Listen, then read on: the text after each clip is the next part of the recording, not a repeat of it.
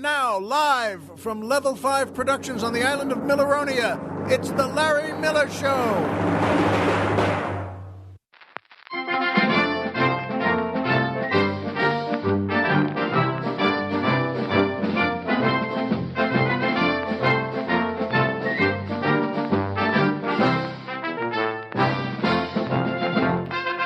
Good evening, Mr. and Mrs. America, and everyone who just loves Liberty Valance.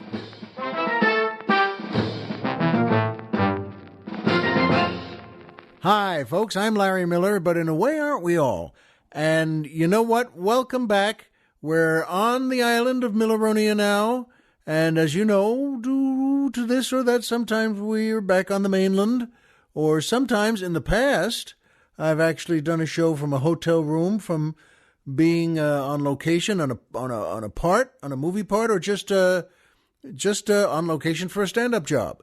But in any case, we're here now. It's so good to be here. And yes, it's true. Boy, that music and that band makes me feel so good. And you too, Colonel Jeff. It makes us both smile and happy that we're on the path again, on the hunt again for a good one. And, of course, that's the Lemmy Kilmister Orchestra and the Matty Agopian Dancers featuring boy tenor David Bowie asking the musical question, is there life on Mars? Well, that was, of course, one of David Bowie's, songs, a great song.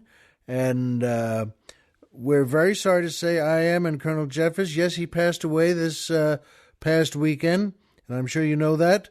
And, well, is there life on Mars? You know what? First of all, I don't think so, but if you say so, it's okay with me. But here's an interesting question. Is there life on Mars? Well, has there always been, or is it there now? Is that what you mean? Because Matt Damon has been there, so yes. Yes, in a way, that means there was life on Mars. Plus, he probably left behind a few of those lunch waitresses there who were very close to him. And sorry about the word behind there. But in any case, you know what? We're very glad to know that David Bowie was in our lives the way he was. And what a showman, what an entertainer. And, well, Maggie, the second Miller dog, just came tearing into our studio here. We don't mind when she does that. Much. No, now she's playing Would You Like to Kill Me with the other dog, Ozzy. And he was lying down very peacefully, which I like in a dog.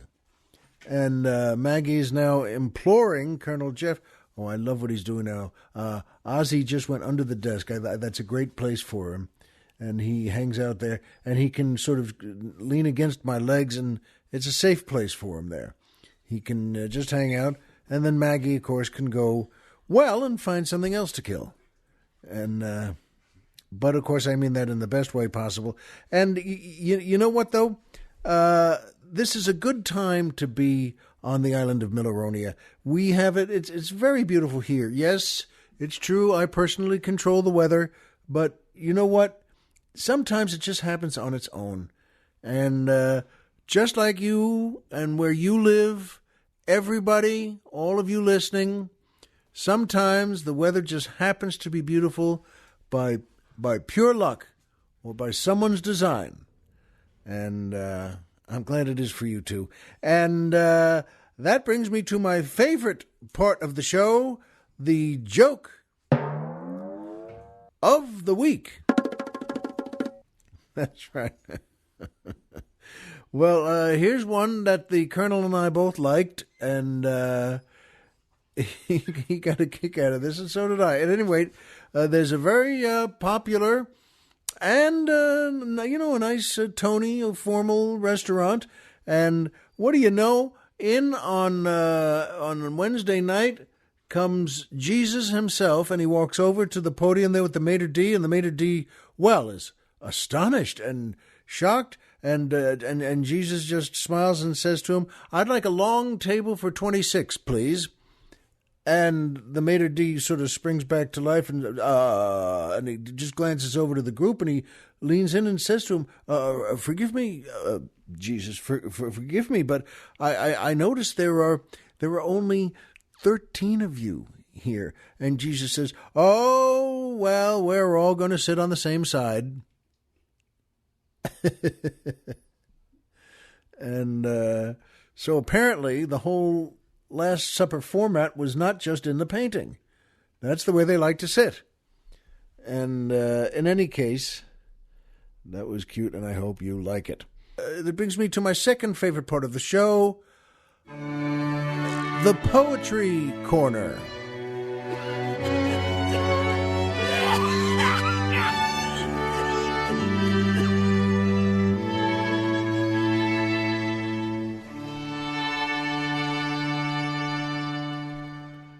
And that was, that was a nice way in, as it always is.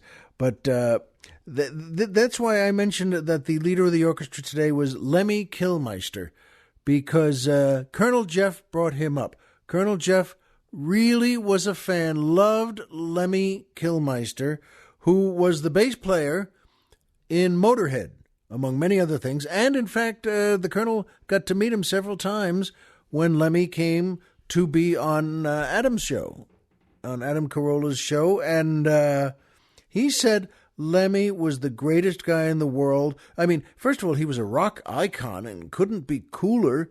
He used to be a roadie for Hendrix, in fact, and one of Lemmy's personal quotes and mottos was, "Good manners don't cost nothing." And as I said to the Colonel, perhaps a lesson or two in grammar, but other than that, they don't cost nothing. But you know what? We're proud that folks like that are in the world. Jeff loved the guy and loved having a chance to know him and be a fan of his. So for our Poetry Corner today, for our poem today, and this was Colonel Jeff's idea, by the way. He said, you know what? There's a great song by Motorhead called Ace of Spades. And he said, why don't you, Larry, read those lyrics as the poem for today? And I said, you know what, that's a good idea. So here we go, folks. The first time, perhaps, for you and me, and it's called Ace of Spades. If you like to gamble, I tell you I'm your man. You win some, lose some, it's all the same to me. The pleasure is to play. Makes no difference what you say.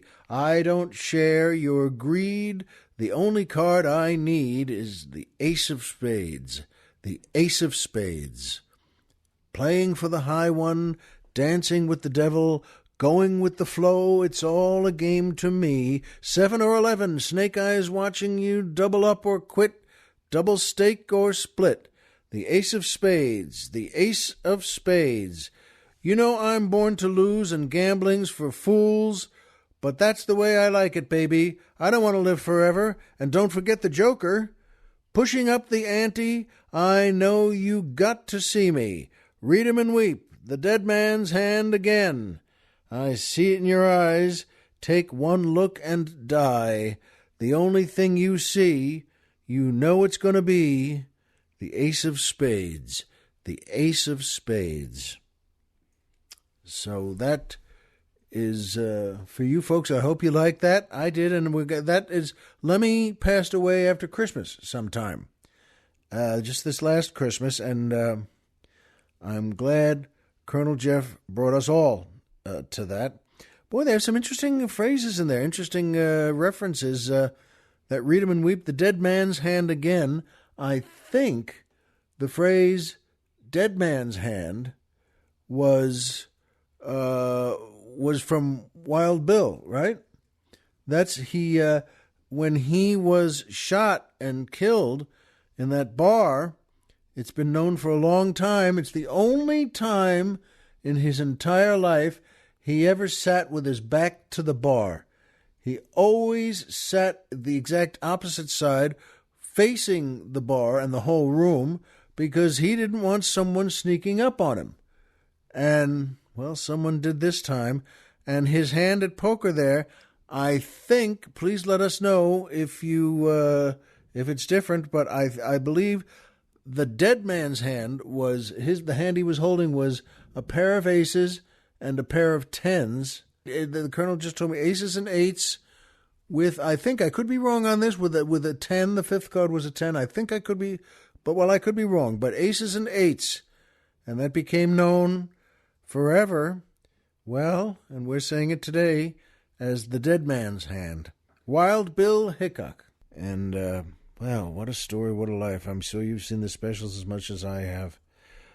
But that's good to know. Playing for the high one, dancing with the devil, going with the flow, it's all a game to me. Not me personally, but I'm glad it was. I'm glad it was for many. I'm glad it touched Jeff, and I'm glad he helped me bring it to you.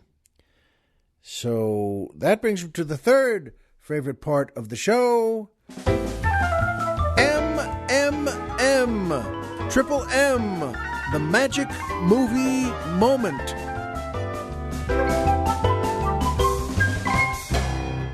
Ended with my favorite piano note in history.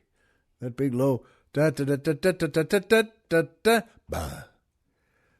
So in any case, the Triple M this week is a terrific movie. I've always liked this movie. From 1960, The Alamo. And it was starring and directed by John Wayne. Well, what a cast. Lawrence Harvey, Richard Widmark, Richard Boone, Frankie Avalon as Smitty. I just wanted to let you know that because I thought it was cute. The names sometimes in movies. Hey, where's Smitty? Well, he's over there. It's Frankie Avalon. And Ken Curtis. Oh, what a great actor. And so many others.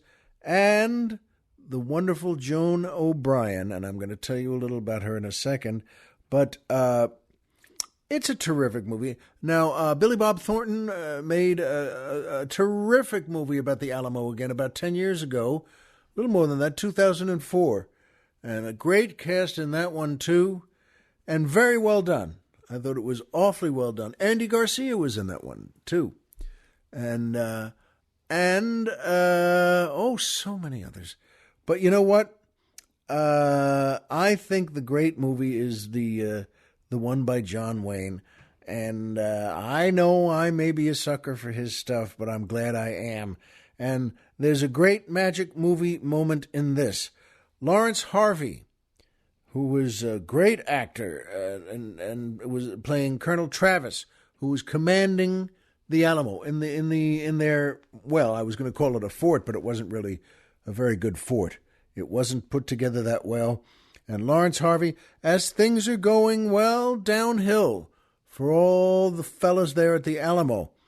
And as it's going downhill, Lawrence Harvey finds out that his last attempt to get help from outside forces, and from Richard Boone, in fact, who plays Sam Houston, and this is terrific and everything. But Lawrence Harvey knows the men are getting discontented, and frankly, they're getting a little worried. Some of them have their families there, and they don't like the way things are turning. They're very brave fighters. But Lawrence Harvey asks all the men to come out into the courtyard, all the men. And he lines them up at attention, and he draws a line in the sand, so to speak, with the toe of his boot. And he speaks to the men, and he tells them, you are great soldiers, and you are great fighters. And that's why we have survived this long, and that's why we have done the damage we've done. But I know you've heard some of the news as we've gone along, and it's not looking good. And so I'm telling all of you, with my full heart, if you want to leave now, if you want to, well, say we've fought enough, it's time to go, and there are still, well, as you know from history, there's still 5,000 Mexican soldiers under General Santa Anna out there, and they mean business.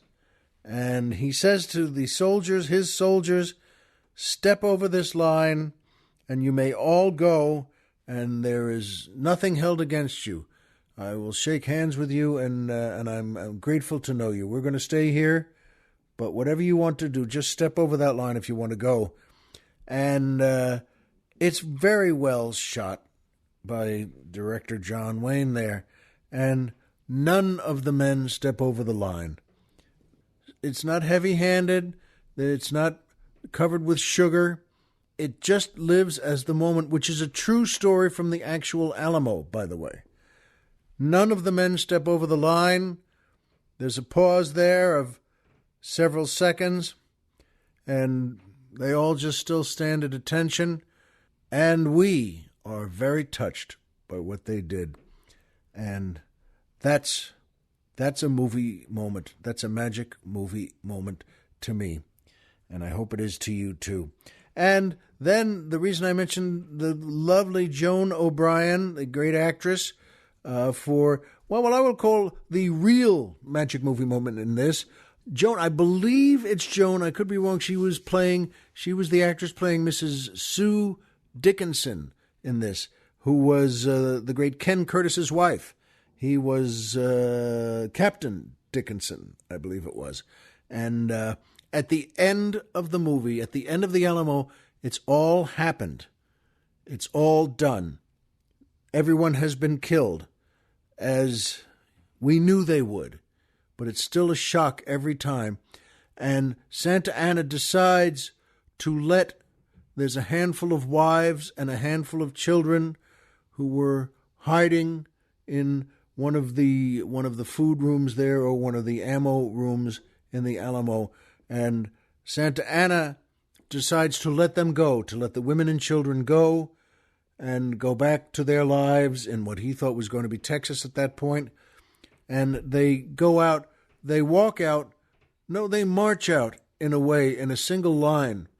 And there's a couple of donkeys with them, and there's some children on the donkeys, and the women walk by. And I believe it's Joan O'Brien. I could be wrong, but I think it is she who playing Mrs. Dickinson, and she's leading the pack, if I recall correctly. And she, God bless her, is, about 5'10", tall, and blonde, blue eyes, and just beautiful. And she's wearing one of those skirts that goes down to the ground, and a blouse that goes up to the neck. And one more thing about her, she's very well built. She's very nicely constructed, bless her heart. And every time, even when I was a kid, when I used to see her marching, and, I used to think to myself, she's the one marching out leading the pack. And I wanted to yell to Santa Anna and all his soldiers to say, "Yeah, what do you think of that? Huh? Can't make those, can you? We can all the time, one right after another. What do you think? Huh?" Because, again, God bless her, she was very well built and nicely dressed in this. That, no doubt, was due to John Wayne, too. But I'm telling you, folks, when she walks out leading the pack, you do want to say, you know what? You're going to be seeing a lot more of those. You don't know it now? You think you've done something so tough. Well, you haven't. It took 1 million of you to get our 90 guys.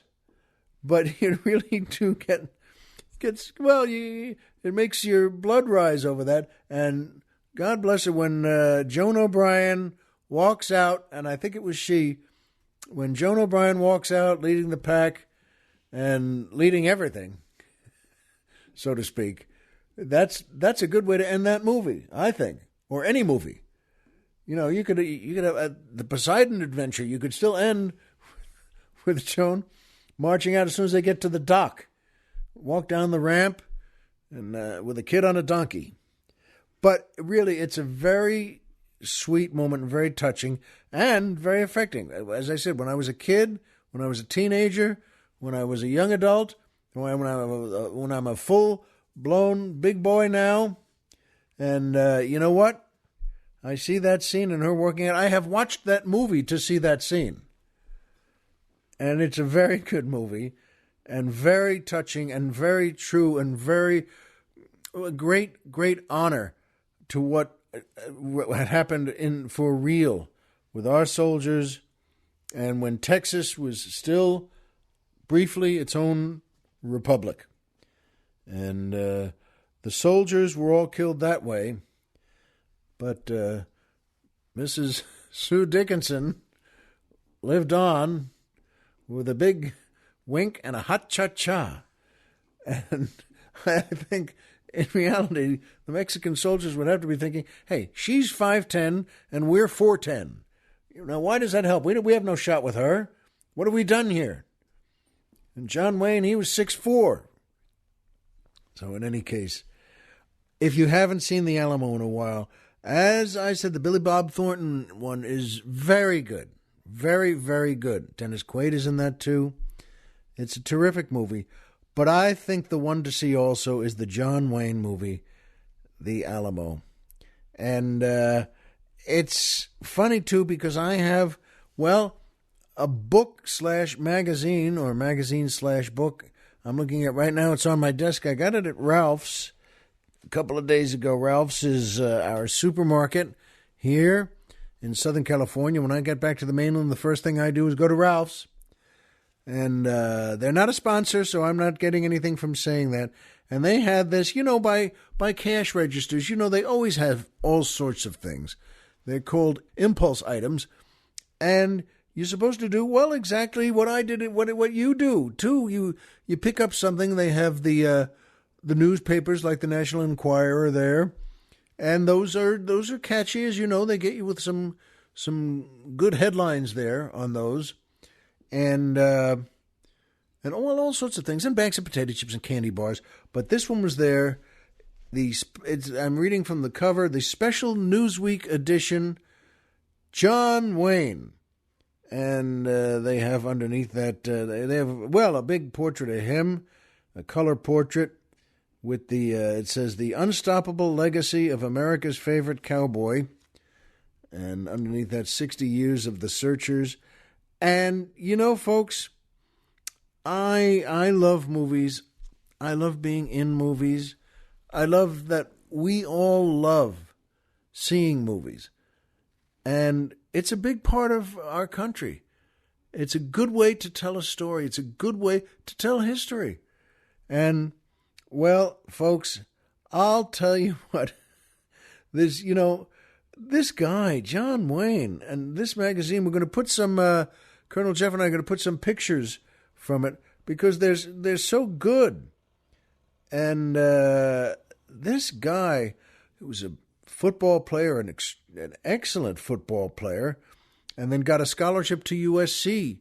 He was born in Winterset, Iowa, I think it was, and then he grew up and played football there and was Marion Michael Morrison. That was his name. And my mom's name was Marion, too. And I don't know if they met in the middle on that, but I'll tell you that when he was still a kid, his Airedale, his dog, passed away, and the dog's name was Duke. I mean it, and I hope you know this about John Wayne, that anyone around the world would see John Wayne, and he was very accessible like that. He would go to restaurants and bars and just... You'd walk in, can you imagine? Holy mackerel, that's John Wayne. And they thought he was not only an American, they thought he was America. They could say hi, and Wayne and his wife or his friends were on a movie set. They'd go to restaurants, bars, and he always wanted, I was reading in this magazine, it talks about how he always wanted a distillery. He wanted a whiskey distillery for bourbon and tequila. And his son, Ethan, who was named, by the way, after his character in The Searchers, he intentionally named that son Ethan. His name was Ethan Edwards in that movie. And Ethan and two partners of his who were friends of his started one after Duke's death. Well, by the way, I think before the dogs barked there, I was about to tell you, I just remembered saying the name Duke, because John's name was Marion, but then when his Airedale died, the dog's name was Duke, and a lot of his neighbors and friends just said, you know what, they just named him Duke. Also, they said, and they said it was more masculine than Marion, which again was my mother's name. But you know what? They had no idea, speaking of masculine, what John Wayne would become. And he wasn't even that, when he finally got named John Wayne, he didn't even know his whole life how to answer to John. Or when people would say, "Hi, John," and he'd have to just blink and think about it for a second. But he loved the name Duke, and all his friends called him that. And folks, they started something. His son Ethan, John didn't live long enough to see this get done, because after so many great things he did, but to see the distillery form. But Ethan and his friends did, and they called it. You can check this out, by the way, on the internet, because I have. It's a lot of fun. DukeSpirits.com. And we're going to put these on. There's one for bourbon, boy, that, hang on, I'm just, I was going to find to look at in the magazine. But you know something? They make it especially, intentionally, they put it in a round Western bottle. Western meaning, it was from the 19th century. It was the way bottles really looked. This one, they were all quartz, and I don't mean crystal quartz. I don't mean like geology quartz. They were a full quart, and they were round bottles. They were perfectly round, and then they went up and they had a cork in them. And so this one, DukeSpirits.com. Look at it sometimes. It has great articles and has great history of this and that. And boy, as soon as I saw that, I said, I want to get a bottle of that.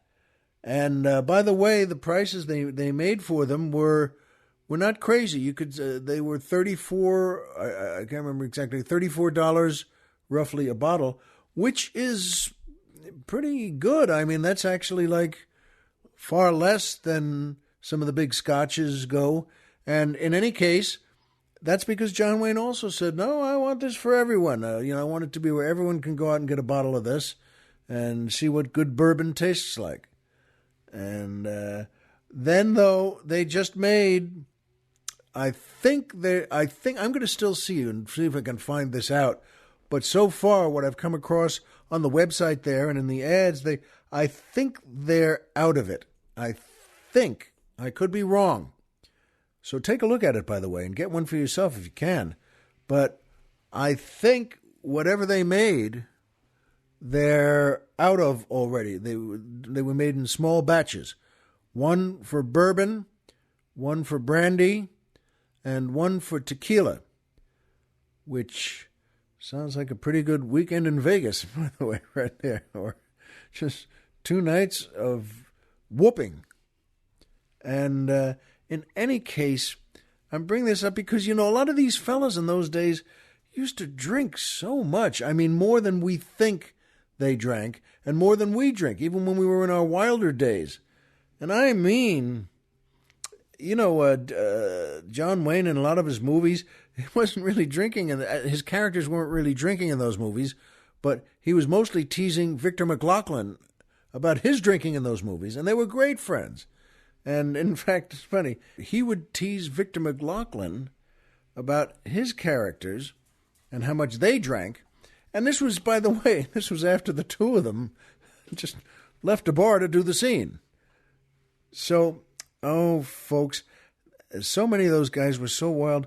Jackie Gleason, I remember, because I loved the guy, and I'd know him, we hadn't met personally, but Jackie Gleason, for goodness sake, as an actor, comedic, dramatic, as a poet, as a writer, and he was one of those fellows he could compose music and score it too. So when you see an album in those days in the 60s, Jackie Gleason's Christmas songs or something, that he really did write them. But at any rate, he was the fellas in those days in the 40s, 50s, and 60s could really drink, and they did. Every night, Jackie Gleason would have dinner at 21, and he would, almost all the time, he'd go there alone, and they knew him for crying out loud. He was such a big star at that point. He never needed a reservation. He never needed anything. He'd walk in, they'd sit him at his table, Jackie's table, and he didn't order anything. Every single time he walked in there, which is every night, 4 minutes later, they'd put a big, juicy steak right in front of him and a bottle of bourbon. And they left the bottle. They didn't take the bottle away.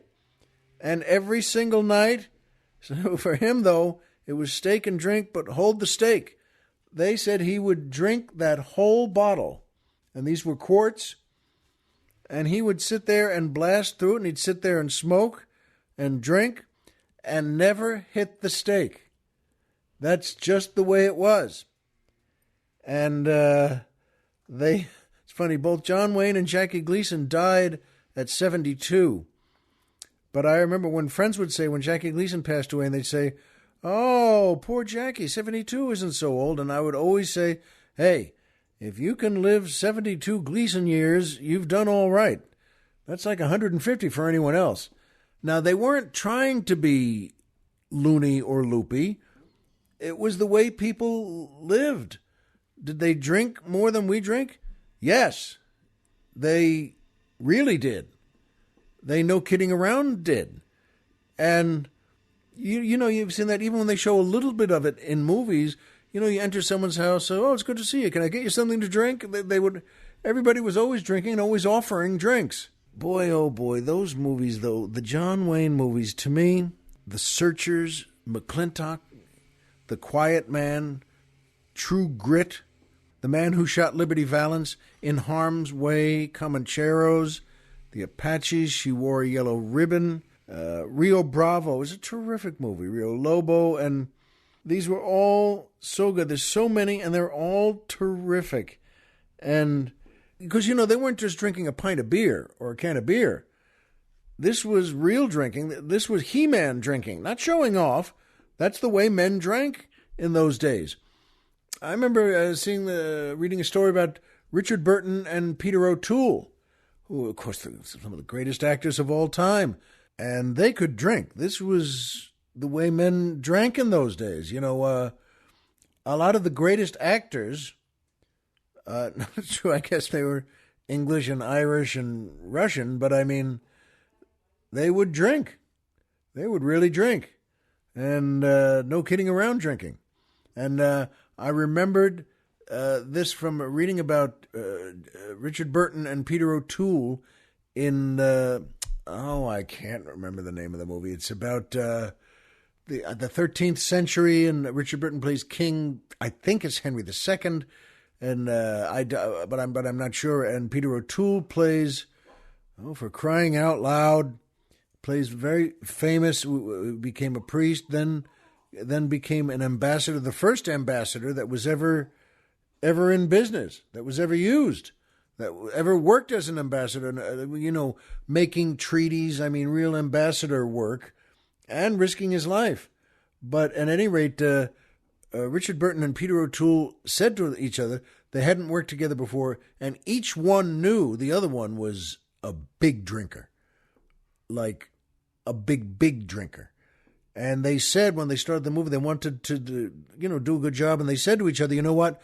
On this movie, let's make it great. Let's be great, and let's not drink. No drinks, not one drink.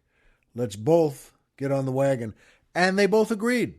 That was terrific. And then they, as the story goes, though, a month into the movie shooting, which was done also in foreign lands, on all, on beaches and deserts and in mountains. And after a month, they were doing really, really well. And they were sitting on the horses in between scenes, and they had their swords out, and they were just chatting. And then one turned to the other, and they both just said, "Yeah, we're drinking tonight." They both just knew that's what the other one was thinking. And they went out, and, well, they didn't stop. That was it for the rest of the movie. Another couple of months of Burton and O'Toole. And I bet those local restaurant and bar owners were happy they changed. In any case, you know what? I'm happy with the way these guys did this. But you know what? I think this guy is terrific. I love what he does. There's some pictures we're going to put up there that are just, that holy mackerel looks of not only John Wayne as what he became and, how tough he was, but him as a young football player. Good Lord, I'm looking at Colonel Jeff and I were looking through this before. This is the one of him as a football player. And he had a scholarship to USC. And you look at this picture, and really the first thing you think is, holy mackerel, I don't want to line up against this guy. And he's not even trying to look tough. It's just John Wayne. And just natural. There's a holy mackerel quality to it. So, in any case, folks, I know that, and you know that. If you haven't seen the Alamo, see it. And I know that too. And we know the same things, as you know. Homer is Homer.